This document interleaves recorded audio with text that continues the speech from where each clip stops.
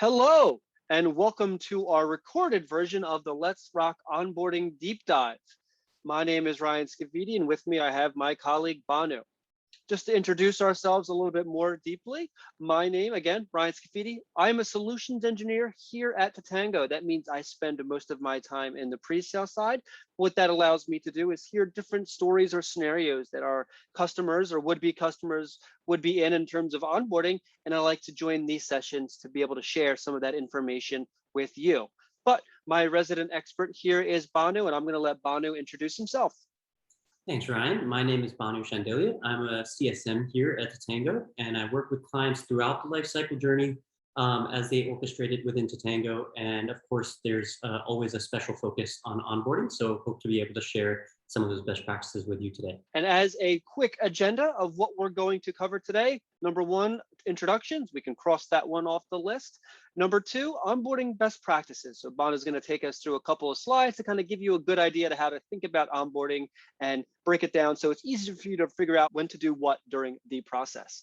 After Banu goes through that, I'm going to show us how we can take what Banu has showed us and incorporate it into Totango and kind of show you some of the features as a way to introduce you to those capabilities. And then we'll go back to a couple slides to just talk about next steps, key takeaways from onboarding in general.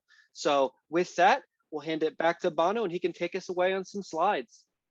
Thank you, Ryan. So as with onboarding and things in life in general, I think the first thing first is to have a plan. That being said, we think there's 4 specific areas that are definitely worth highlighting when creating a plan for your own onboarding. And it could be a variety of onboarding for different segments, but for all of those, you want to start with these 4 things.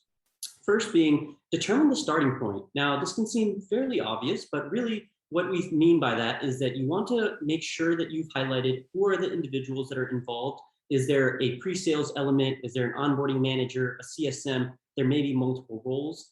You also want to know what's a key trigger event to go from the pre-sales or a sales motion of a new product or service into this actual onboarding phase. So that starting point is critical to understand so that the right parties can get aligned, the right information can get shared, and also the client will be well aware of the fact that onboarding is beginning. Next is determine the endpoints and goals. So what is the actual end goal of this onboarding process? Are you trying to get the customer to point of go live, or is it just creating some trainings and getting them comfortable with the solution? Is it the initiation of services? Whatever that endpoint is and the actual outcome, you want to have a very clear definition for that so that that is established between yourself as well as the customer and everybody's on the same page there. Next, you want to define the stages, milestones, and key activities. So each onboarding may consist of multiple phases. You may have a kickoff phase. From there, you actually begin and do some discovery. Then there might come an actual implementation or phase where you're bringing in data or things of that nature. Then you might have some UAT where you're slowly bringing users on and actually getting them acclimated. Again, this is just an example of one that might happen in SaaS, but regardless of your industry, your space, or type of software or service, it will possibly have multiple stages. And we want to make sure that we're clear on what are the milestones that we would consider as allowing us to move from one stage to the next, as well as what are the key activities that should happen in each of those stages. Lastly, let's make sure that we're clear on how progress during this onboarding period is going to be measured by both parties, both you as well as the customer. And you want to make sure that you have clear metrics that you can actually both measure and iterate on effectively. So with all that being said, let's take a look at what an actual plan might look like if you're going to be documenting this. So as you can see at the top here, we have an example of certain types of phases. So this brand new customer in the first phase, then you've got kind of a welcome period with certain activities. Then there's the actual setup and prep go live, and then maybe there's something that happens post go live. So again, this is just an example. You may have very different phases, but we do want you to definitely consider breaking up your onboarding into more than just one stage. And Ryan's going to show you why that's important when he does his bit of the demo. Below that, you'll see 3 rows, the top being customer activities. So you want to identify clearly what it is that you're going to be expecting the customer to do in each of these phases. Next, we have the touch points or campaigns. And that's any touch point, any interaction that happens between your side as well as the customer, whether that's a digital engagement run via an automated email, or whether that's a meeting that's held or any other correspondence that happens. You want to make sure that those points are documented, at least the most expected points are documented. And then lastly are the key tasks that you're going to be expecting your CSM, onboarding manager, whoever, whatever the role is that manages onboarding, what are their specific tasks and activities that they're going to be doing. And that you can see here in the third row, like scheduling a kickoff call, running that call, running a setup call, so on and so forth. So once you have a outline like this for each of the various segments of your onboarding, so you might have a different plan for high touch versus low touch, for example. Once you've documented a plan like this, that's where you can actually begin to think about how to implement that within software like Totango itself. And one thing to add before we leave this screen is, and Banu did mention this at the top of this slide, well, the beginning of this slide, is these are just an example of different stages: new, welcome, setup, prep, go live. For you, your setup might be much more involved than just a couple of these things that we're mentioning here. And it may be you want to break it into different stages, like maybe if you need to integrate data sources into your product before actually doing some configuration, maybe you're going to have an integration phase and a configuration phase. So you can customize whatever these different stages will be and all the different activities that fall within them. It's completely open-ended. So the first place I do want to start as I transition to sharing my screen is with the customer journey marketplace. So some of you who are viewing this recording, Totango might be brand new to you. Some of you might be very familiar with it, but it's always good to be reminded, excuse me, that that customer journey marketplace is there. And the reason we like to have this marketplace, as I go in there, is because we want you to have a starting point. We don't want you to have to start from scratch. Sometimes just getting some of these things started, building out your onboarding process is half the battle. Once you have it started, you can really start thinking about what are we trying to accomplish. So we've done that quote unquote starting point for you. So at any time when you're ready to add in your onboarding process, you can come to the customer journey marketplace and you can download your manage onboarding products. Again, it's going to just help you hit the ground running with leveraging Totango. Other options, if you wanted to get more digital or maybe provide an onboarding process that'll help you scale, we do have options like digital onboarding that are predefined for you. And that's going to really focus more on leveraging email campaigns to kind of get the customer to get them going on their own a little bit. Just wanted to call out that option for you there. But this marketplace is here for any different type of program you might want to run at any different moment. And again, it just really helps you hit the ground running with any of those different customer success journeys. But specifically, this call is geared towards onboarding. So I'm in my onboarding success block here. And here we see an example of that. Now, when it comes to your onboarding or success blocks in general, the goal really is to identify what is your goal with your customers, and then also define that path or that process that Banu was showing in his slides. So on my first tab here is I have my scorecard, and this is where I can give myself some goals, but also see how we're trending towards those goals with these dashboards. So one of the more common goals you're going to see in onboarding is, can we consistently meet our implementation timelines? Now, think of when the day you're viewing this is a day that a new customer signs on board. Is your goal to have them up and running in a week, in a month, 2 months, whatever that time frame is? You can build those parameters directly into Totango, and then Totango can give you an idea. Okay, well, how long are they taking? Are they taking too long? Longer than what we think they should be? Are there specific stages where they're getting stuck? You can build out these dashboards to give you that insight. So for example, if I want to know how many accounts are in onboarding right now, I can have a widget for that. Again, average time, are they delayed? All of those different types of things, and maybe where the customers are in those stages. Now you can get even more granular with this data. So you can have a tile or widget dedicated to the amount of time a customer is spending in each of these stages, and that might help you pinpoint where are their bottlenecks in the process, where do we need to make updates to make sure things can go more smoothly. So again, a lot of options in terms of how you can create this dashboard to show you how your onboarding process is performing. And you can create as many goals as you want. So here we have one for meeting our implementation timelines, but it's also very common to have a post-onboarding CSAT survey go out. So I have a separate section here where the goal is, let's make sure our customers are satisfied. And what this section is telling me is we've recently sent this survey to our most recently onboarded customers, which was 15, and they've given us an average score of 4. So things are looking good there. So they're having a pleasant experience.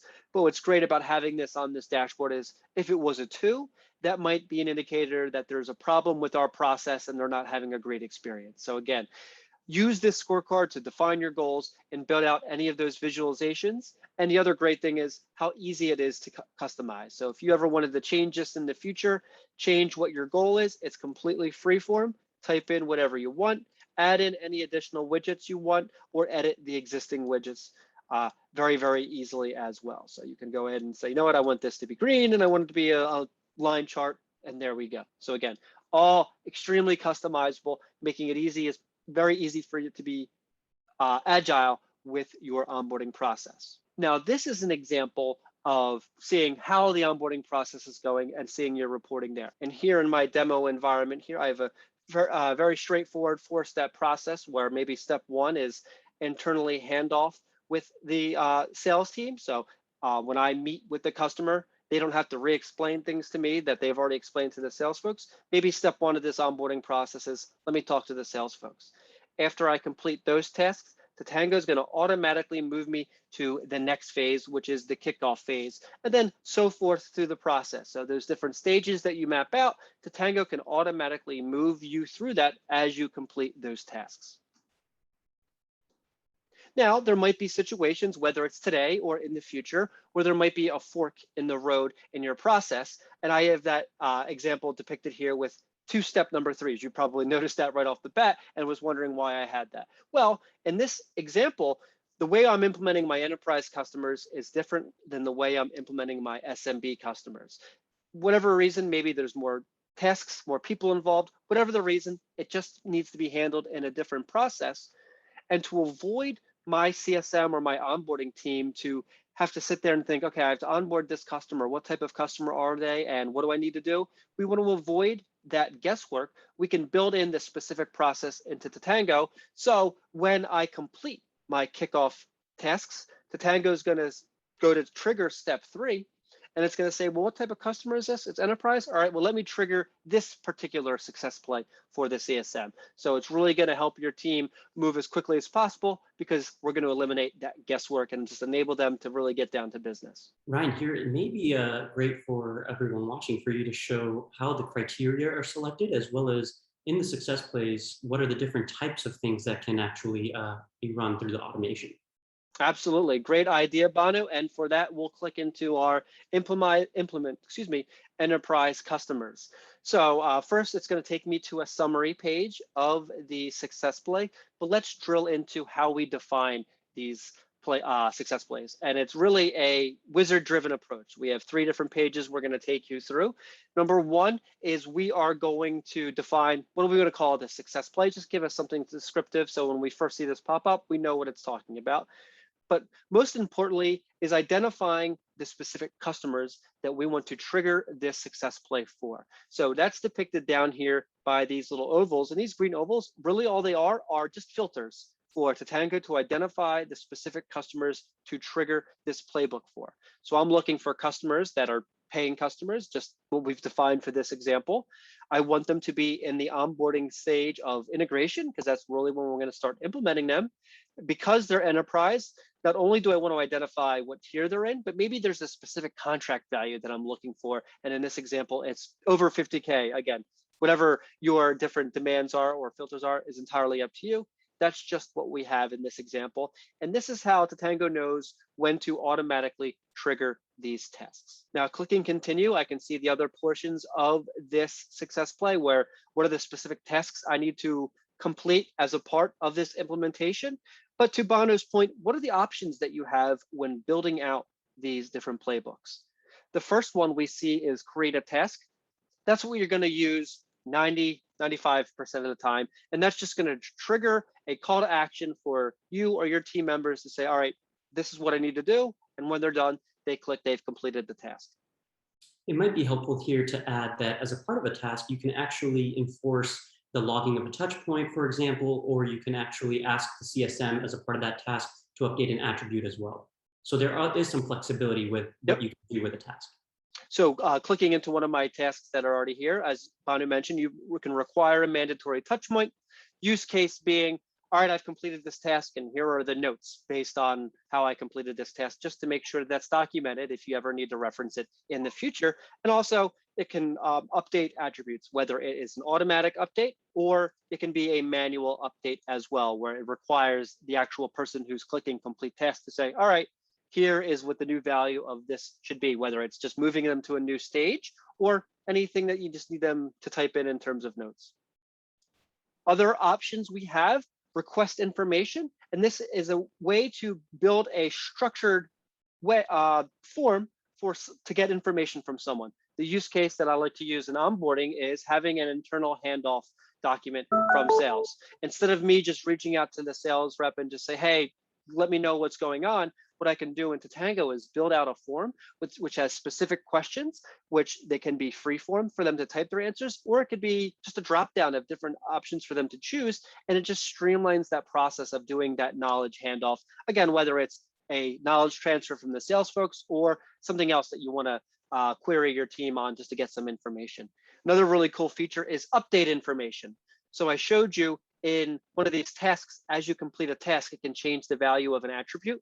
You can do that without any human app interaction with this update information option. So if you just wanted to say, whenever a customer meets these 3 criteria, we're going to set this value to be X, you can do that automatically just by using an update information action. Celebrate milestone and notify team are just ways to create a generic alert, or maybe not a generic alert, but an alert that doesn't require any human interaction. So if you just want to say, hey, congratulations team, this customer just completed the implementation phase, we can just kind of have a little celebration message that pops up. And for notify, maybe it's more of something that you want the team to be aware of. Hey, this customer who's just moved into phase 2 of onboarding, they actually haven't logged in a couple of weeks, so we might be at risk with this customer in terms of onboarding. So there's not necessarily a task, but you just wanted to make the team aware with an alert. And then last, but certainly not least, is our call a webhook. As you can see, at the time of this recording, we still have that little beta box next to it. Hopefully by the time you're viewing this, it is not in beta, but what that allows you to do is use these success plays to trigger an action or activity in a different data source. One of the ways that we're working on this internally right now is to send a message into Slack based on whenever something is triggered, but you can really use this to send information to any data source there. Anything to add on the webhooks there, Banu? No, I think that about covers it. Perfect. All right. So that is our step into how you can build out the different processes within success plays, whether you're using them for onboarding or not. But again, it just enables you to create this process for all of the different activities that you want your team to perform. Now, the need for digital engagement is always going to arise, especially in an onboarding process. And for that, we have our very powerful campaigns feature.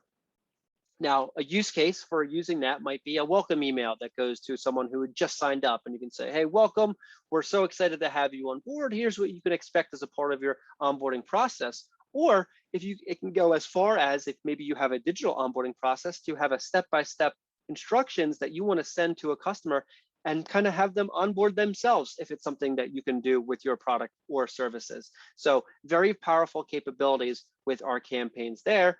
And it can even end with that post CSAT onboarding process that we alluded to earlier. So to kind of show you what that could look like, you can create this email to send out that CSAT survey. You can personalize it. You can customize the message however you want. And obviously it's going to keep track of how they score you in terms of that CSAT survey. And so easy for you to configure or customize if you wanted to add a video, whether it's a CSAT survey email or not, or maybe even a call to action button. You can easily just drag and drop those components into the email, and then it allows you to configure them here on the right. And what's really cool about the email here is if you add in a link, you can track whether they've clicked it or not. So if you do add in a call to action, Totango will automatically keep track of, all right, here's the customers who have clicked the link, here are the customers who have not, and you can use that information to maybe send follow-up emails or create follow-up tasks for your team to to execute on. Again, that could be whether it's onboarding or not, but these are the features in place to really help you build out your complete onboarding process from that starting point that you've decided all the way to that endpoint that you decided. And those endpoints and starting points are very important, because not only is it going to help you determine when is someone done onboarding, but if you do have a journey to take them on post onboarding, it's going to really help you figure out how to transition them from onboarding to an adoption phase, for example. Now, one thing I didn't touch on yet is the ability to very easily segment your customers. So if we came back to our scorecard, for example, and you're looking at this and you're like, okay, great, we have 93 accounts in onboarding. The natural follow-up question is, okay, well, who are they? Well, you can click that hyperlink at the bottom of each of these sections, and that's going to take you to the segment that's providing that widget with the data. Now, segmentation in Totango is very, very powerful. And what we've got here is a segment of customers who are in onboarding. But how do I know that they're in onboarding? Because I've added filters to our data set to say, okay, show me all the customers that are in any of these onboarding stages, because those are the customers that are in onboarding. So that's how I can very easily pinpoint those specific customers. If I wanted to look at this a different way or group them by those specific fields, I can very easily switch to check the progress of them, group by, again, whatever field that I want. And this way I can say, all right, from a higher level view, I can see that right now we have no customers that are in kickoff, but we have 5 who are in discovery and 44, well, that's a lot in integration. If I want to see who those are, I can expand this and see some information like how long, how many days have they been in this journey stage. Again, is that higher than we want it to be, lower than we want it to be? Is it time to step in? It's just a great way for me to easily report on this information. And when it comes to these segments, very easy for you to work with them to add additional filters, or if you wanted to start from scratch and build in your own filters.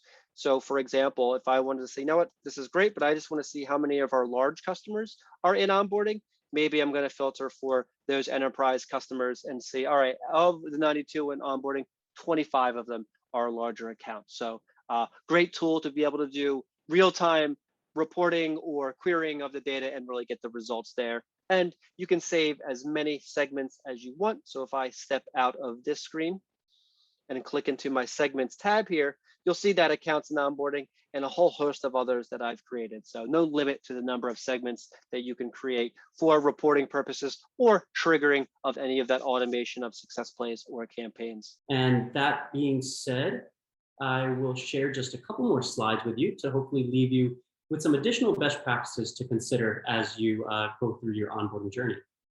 The first thing is you want to standardize your onboarding, because if you don't have a repeatable process, it becomes very difficult to actually measure progress. And in general, you want a standardized process so that it can be very efficient, effective.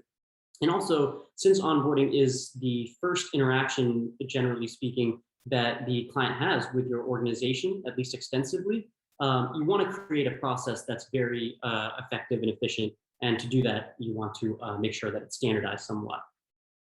Additionally, you want to identify KPIs and goals, things that are achievable and also relevant to the kind of stages that you've set up, and also actually enable you to measure something and iterate on that. So just ensure that you have those strong KPIs, and that way you can also build a scorecard like Ryan showed in that success block.